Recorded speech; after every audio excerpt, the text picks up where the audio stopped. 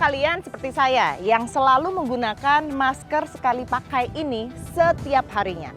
Nah, Anda bayangkan jika kita semua nih, tidak hanya warga di DKI Jakarta, tapi di seluruh Indonesia menggunakan masker sekali pakai ini setiap harinya, ganti-ganti. Pernah nggak sih kepikiran kemana larinya masker medis kita ini? Banyak laporan yang menyatakan bahwa akhirnya berakhir di sumber air kita. Lantas, apa ya sebenarnya kita bisa lakukan? Bisakah masker medis sekali pakai ini digunakan sebaik-baiknya agar bisa menjadi sesuatu yang lebih berguna?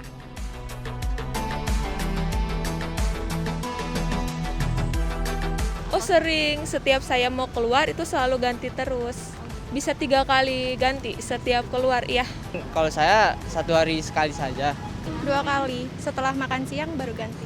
Sehari sekali ya ganti, kayak kalau udah seharian full nih langsung ganti gitu.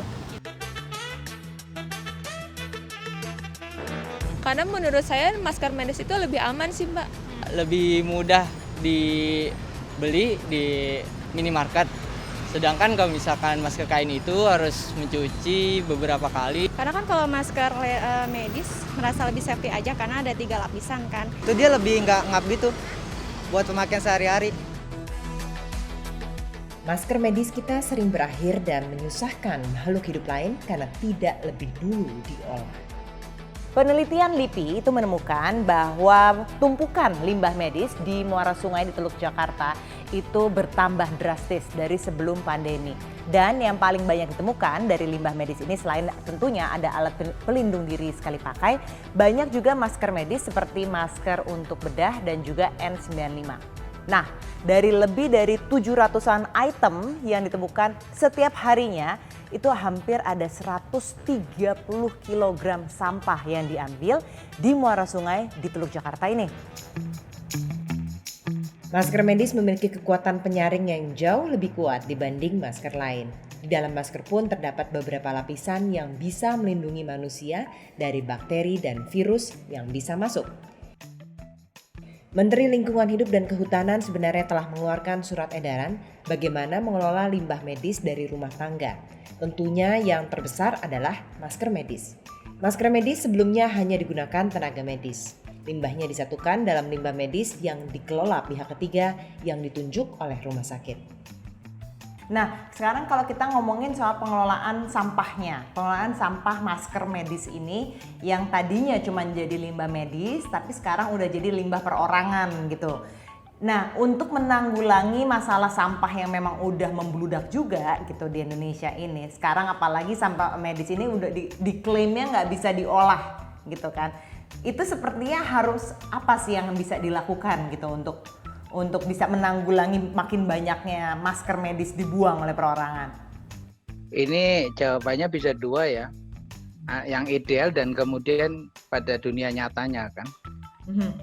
Yang ideal udah jelas bahwa apapun yang pernah kontak dengan manusia, apalagi itu pasien yang membawa virus, maka itu harus dijadikan sampah medis dan dikelola khusus. Ya, ini idealnya dikelola khusus. Ya biasanya rumah sakit itu sudah punya klien, sudah punya pihak ketiga yang mengelola itu. Selalu harus, itu wajib, harus ada peraturannya. Nah, masalahnya sekarang kembali lagi bahwa ini adalah masker perorangan gitu kan.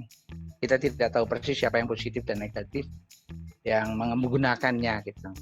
Nah, sehingga ketika itu terkelola di sampah umum ya, tercampur dengan sampah umum, pada kenyataannya ya seperti itu, seperti sampah yang umum yang lain gitu.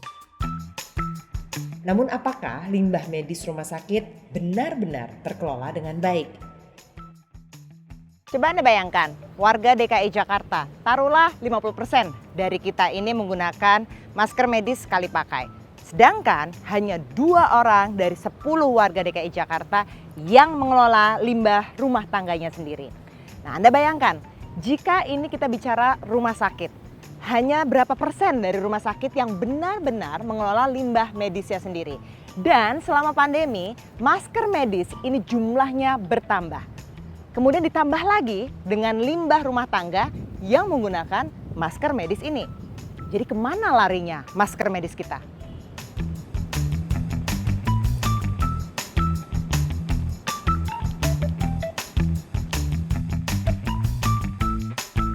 Sebenarnya masker medis bisa didaur ulang menjadi biofuel, seperti yang dilakukan startup berbasis di Bandung, Jawa Barat ini. Ci, jadi sebenarnya kalau kita ngomongin masker medis, itu sebenarnya bisa didaur ulang? Masker medis tentunya bisa diulang karena masker medis itu sendiri bahannya sebenarnya dari plastik, polipropilen disebutnya. Nah, plastik itu kan asalnya dari minyak bumi. Jadi kita percaya bahwa ketika bisa diolah dengan teknologi-teknologi kami sebagai solusi alternatif. Jadinya kayak apa sih kalau diolah? Nah, jadi ada yang sudah kita lakukan itu masker medis yang seperti ini, itu bisa jadi minyak. Jadi kita kembalikan lagi karena plastik tadi yang saya sebut dari minyak bumi, maka bisa dikembalikan seperti minyak. Kemudian ada teknologi yang satu lagi, kami juga bisa berpotensi menjadi biji plastik. Biji plastik nih akhirnya bisa jadi bahan baku untuk pembuatan plastik lain lagi gitu kan? Betul. Itu yang juga sudah diuji oleh LIPI sebenarnya untuk jadi biji plastik seperti itu. Nah, bedanya itu kan macam-macam nih kalau masker medis. Kayak hasilnya tuh seperti apa? Apakah sama gitu dari misalnya N95 dan kayak tadi tuh masker yang kamu punya? Penelitian kami masih awal, tapi kami sudah dapat melihat bahwa ketika N95 dengan masker medis yang tadi itu berbeda karena mungkin juga memang bahannya beda. Jadi bahannya ternyata juga beda gitu. Nah, yang dapat kita banyak minyaknya justru dari yang bahan seperti ini. Ketika N95 nggak terlalu banyak, tapi tujuannya bisa terolah. Tanpa kita sadari, sampah masker medis menambah tumpukan sampah di tempat pembuangan akhir. Bahkan bisa digunakan lagi oleh pemulung. Tapi bahayanya akan apa kalau ketika itu bisa digunakan lagi gitu misalnya?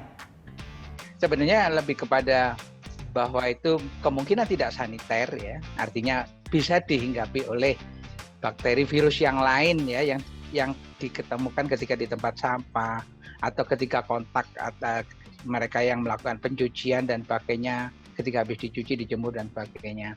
Terus kemudian yang lebih penting lagi adalah kita tidak bisa jamin lagi efektivitas dari masker tersebut masih tetap sama seperti yang baru atau tidak, karena terjadi tergerus dan sebagainya ya, sehingga filter atau porositas itu adanya lubang-lubang yang ada di masker tersebut juga kemungkinan bisa terkoyak dan lebih lebar mungkin porositasnya gitu. Jadi memang untuk sementara waktu yang bisa kita lakukan sebagai individu adalah jika kita menggunakan masker medis, tolong dong dipotong, jangan lupa. Kemudian pastikan ini tuh tidak bisa disalahgunakan lagi.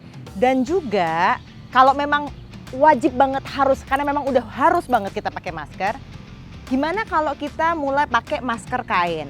Memang masker medis memang terbukti lah, memang jauh lebih aman begitu digunakan.